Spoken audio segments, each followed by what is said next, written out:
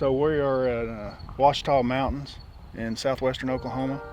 This is Lake Elmer Thomas. I've never seen it before in my life. That's fact. I don't know why, but obviously we've heard some good things about this place, so we wanted to come down and check it out. It really kind of has a highland reservoir feel to it, but more of the desert highland reservoir, more like an Amistad. If you look at the landscape around, Mount Scott's right here next to us, overlooking this little lake. It's just a little city lake.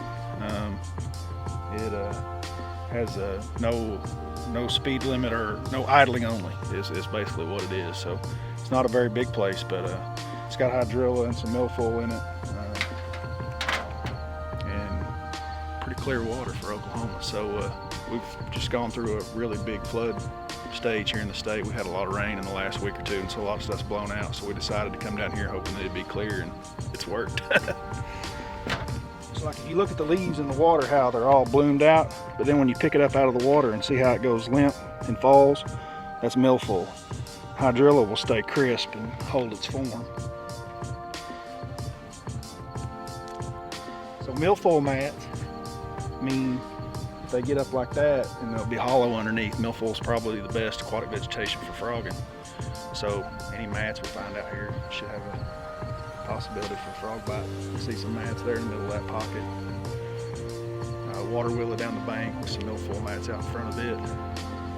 And who knows, maybe there's some hydrilla too. We'll see. You know, just from some of the general things that we're going to use, like that's kind of why we're doing this episode series, is how to break down a lake quickly, one that you don't know. And we're just using these smaller lakes because they're city lakes that people can fish them close to home, and they're faster to break down, obviously. But just some of the general things. First, is obviously the time of year. This is September. In fall, the very beginning of fall, we just had our first little cool off.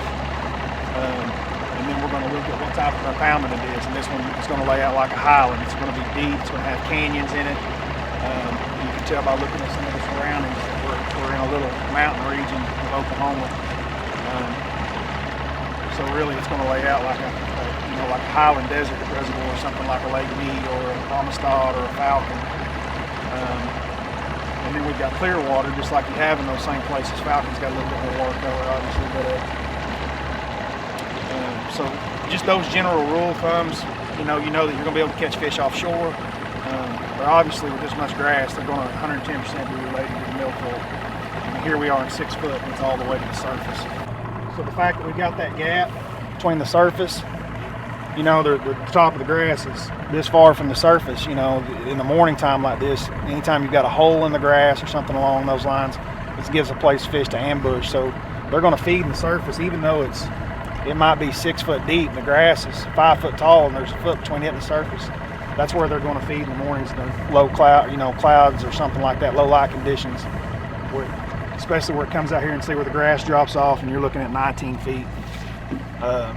Anytime we as fishermen see something like that, we're going to be excited because it has the potential to have a really good bass population. Highest populations of places that we fish would be in places like this that look like this. I had no idea this lake looked like this in Oklahoma.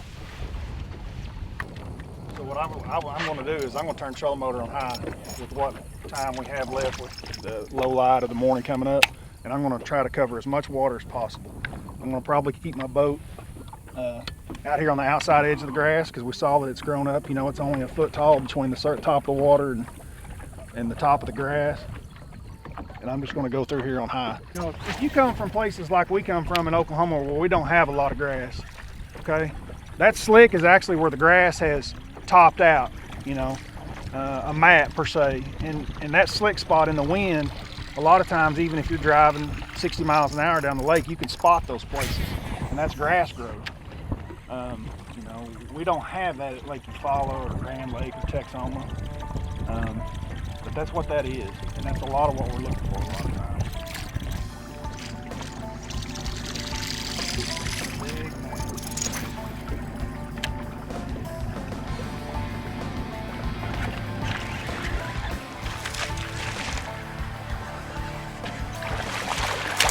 This fish is going to be real dark. I'll show you something here. This fish came from the thickest mat that we've seen out in front of it, not in it. This fish, if you see how black it is, that's You know, a fish that's been living under a dock or a fish that's been living under that mat, spending a lot of its time in the shade, somewhere really dark. So that's a sign for later in the day when the sun gets up.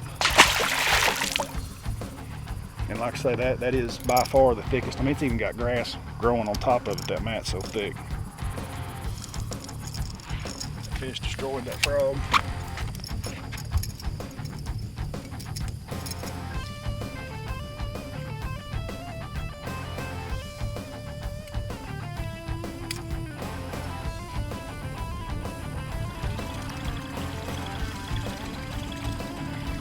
Alright, this thing's even got a ditch in it, just like what you see at Amistad in the back of those cuts, because it's so deep and canyonous. You can actually see the creek channel running through the grass, where the grass on the edge of the creek, you know, has grown up and left that void. Just the creek channel is all you see.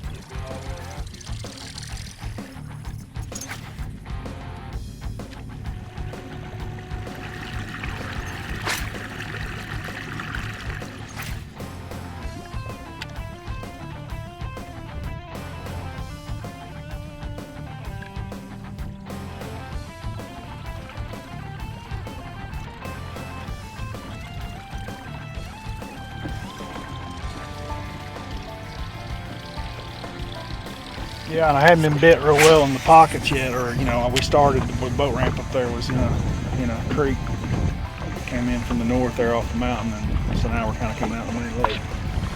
Some of the things that I'm seeing is obviously you can see that island that's above water. So seeing one island, which we have no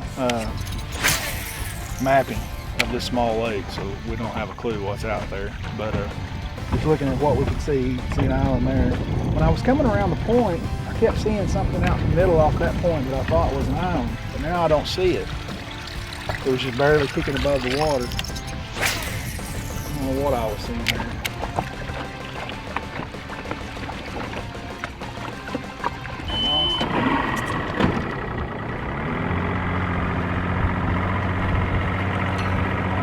It's obvious that they're not going to hit that or that they're not eating the buzzbait, but we're going to keep throwing it just because we can cover so much water. Maybe we pick up one or two with it before, you know, this time period of low light's over, because we don't have much left. It's 9 o'clock in the morning, so, but we've got a little wind and a couple of clouds.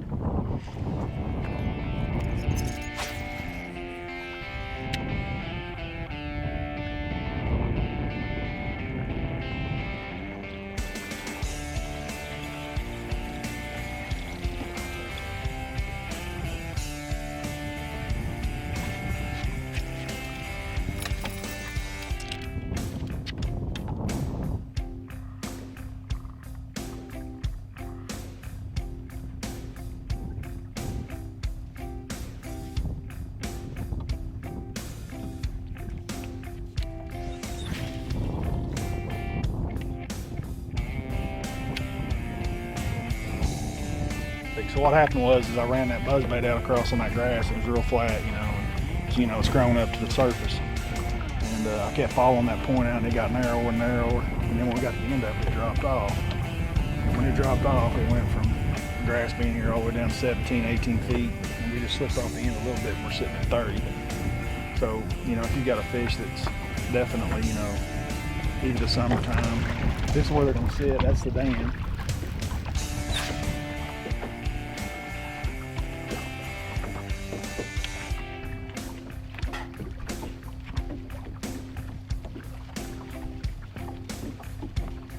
So anytime I'm throwing a bottom bumping bait, that's something that's, you know, like a football jig, a Carolina rig, a 10-inch worm, something along those lines, we're sitting in 38 foot of water. You know, and this is a lake that I've never been on. So positioning wise, boat positioning, you know, where exactly are you located? I make a habit of it to where I don't even think about it anymore. But when I cast and that bait hits the water, you know, I give it a little line, And then I'm counting 1001, 1002, 1003, 1004. And what that allows me to do is to know that, I threw an 8 foot there, I threw a 12 foot there, I'm falling off the side here, I threw a 4 foot there. And then even, I throw in 4 foot and I've been throwing an 8, 8, 8, and then I feel something out here in 4 and I get a bite. Then I know that my bite came from right up on top, real shallow. You know what I mean? But just because sitting here looking at now we're in 41. So, and like I say, that last cast was in 12. It's just something to really helps you boat positioning wise, where you're located, where you're getting your bites from, how deep your bites are coming from.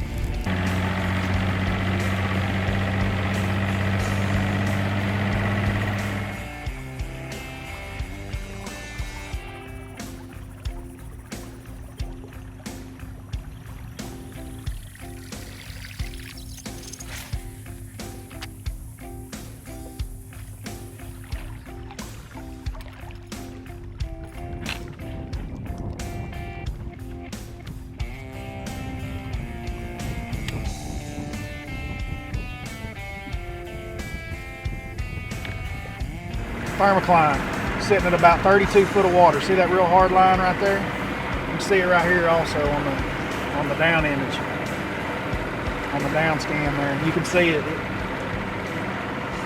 Same thing here. So even when you break off, and then a lot of times what you have to do on lakes is go out deeper to where you can really see it. But see, it's very pronounced right there. See it all the way across.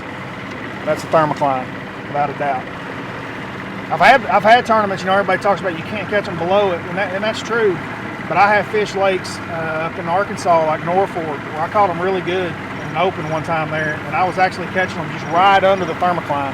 The lake was crystal clear. The thermocline was set up at about 40 foot, and there was some places that we found on some points and some foundations that were in 41, 42, 43, and that's right where the fish were sitting in that tournament. Not real loud. Screaming eagle.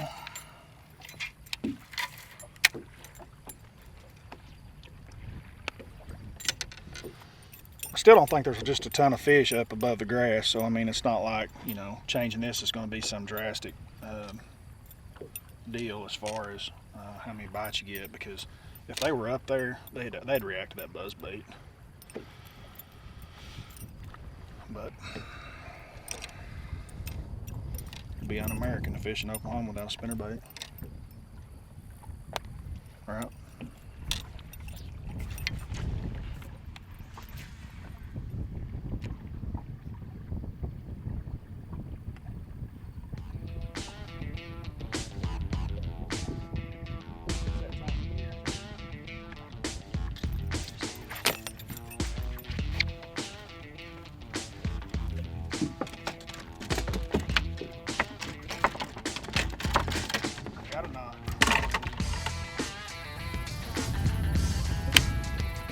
I hear guys ask about that grass all the time on your jig. So when you're flipping, if you'll notice, sometimes it comes in with my bait. And guys ask about that all the time, Do you take time to pick that off? And the answer is definitely a negative. I got a 1 ounce to 1.25 ounces weight. I just let it ride. It comes in, put it right back in there. 9 times out of 10, it's coming off on the fall, on the ride down. And if not, then when I hop it once or twice, it's going to come off for sure.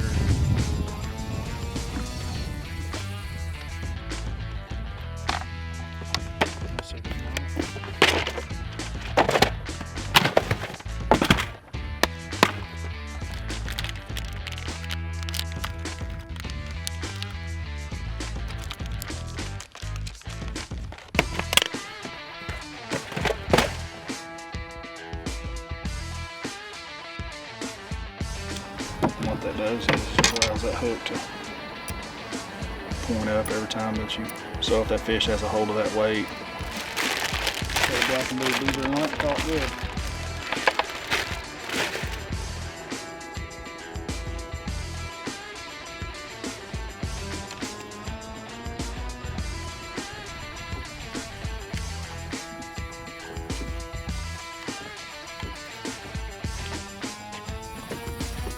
See how far my bait's falling? It's still 4 or 5 foot deep, and it's hollow underneath.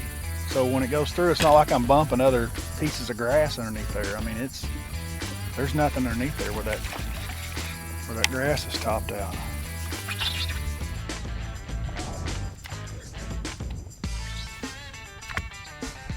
I mean, there's always some things that you can do, like if we're really trying to catch numbers of fish. Just like this gentleman right here sitting down here, he's just taking a worm and he's just fishing the taper grass outside edge. And it's obviously you can get some more bites that way, but we're trying to catch something that lives here, So I'm going to keep forcing the issue around this grass and keep punching and flipping and trying to get a couple of good bites.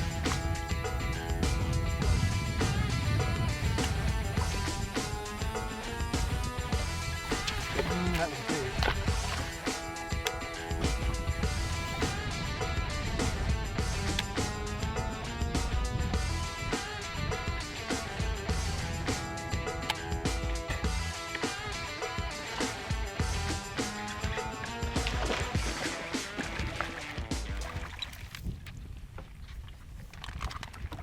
We found one.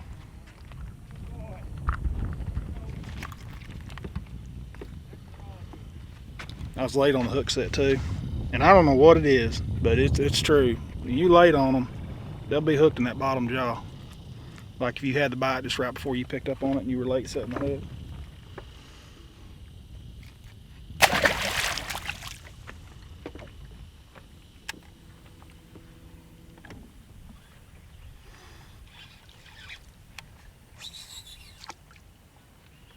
Something happened there.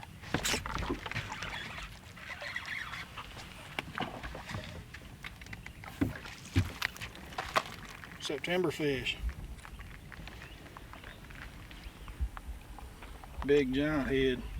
Got a Cinco in his mouth. Look at that old Cinco.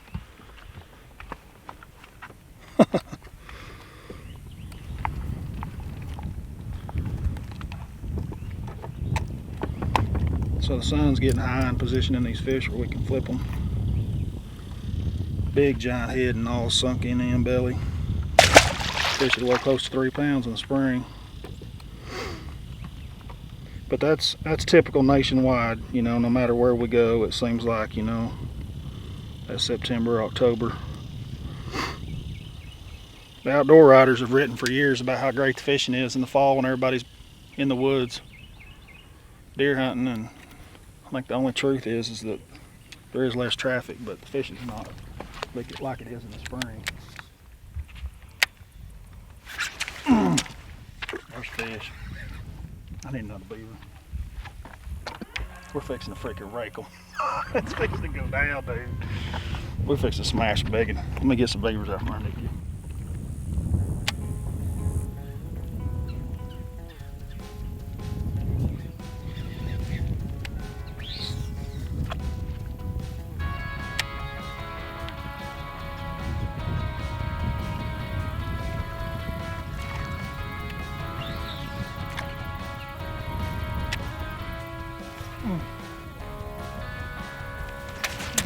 See, that's exactly what I'm talking about. See how he was right there in that little trash?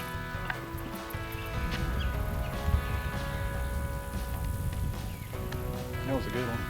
That wasn't a little fish.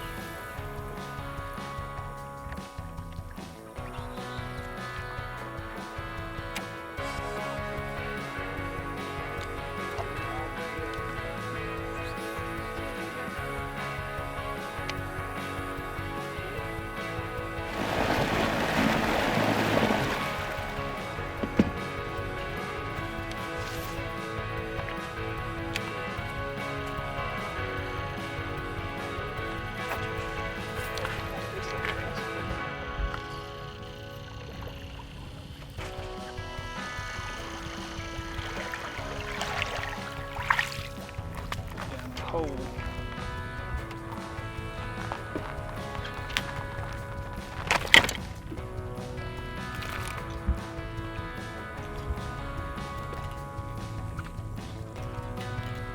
Little girl.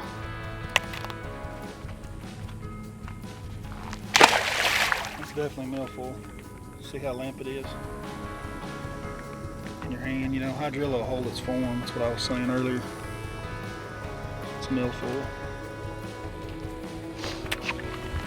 Which is the good stuff. There's just so much grass in this lake, it's hard for me to do anything but stay with the grass. But we don't have any contour lines, so it makes it a little tougher, but I'm just going to spend some time idling around and looking, see what I can find. Little isolated pieces of structure or islands. Fish a little bit of rock, see what happens. Not big.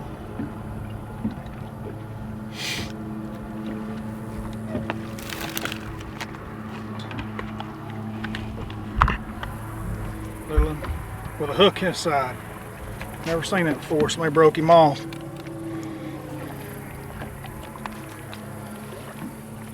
In his gill too. Whew. It's a rough spot to have a hook.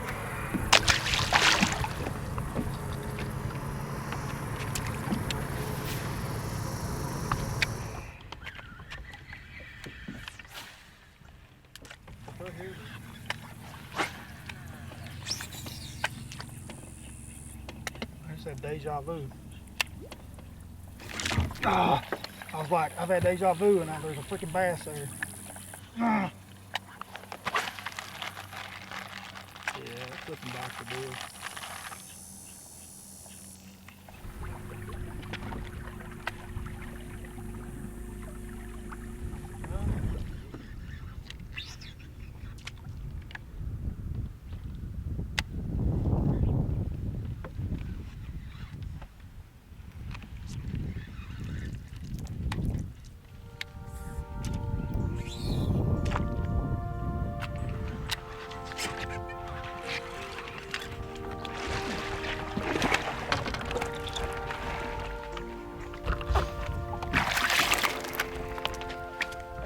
Golly, it's a lot of flipping.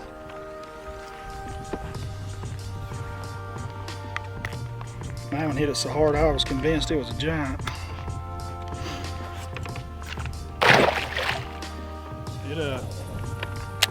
Elmer Thomas is definitely a beautiful lake, that's for sure. It had lots of grass in it, and it was obviously attractive to me. I couldn't quit fishing it. We got quite a few bites out. Got quite a few bites out of it today, but you know, it never did catch the one that I was wanting to catch. I mean, every time I flip in there, I think I'm going to catch a 6 or 7. But I spent a little bit of time in the middle of the day and kind of fiddled around offshore a little bit and wasted some time. Hindsight, I probably wished I'd have just kept flipping. The lake's so small, it's a little bit limited to how many really good mats that I had available. But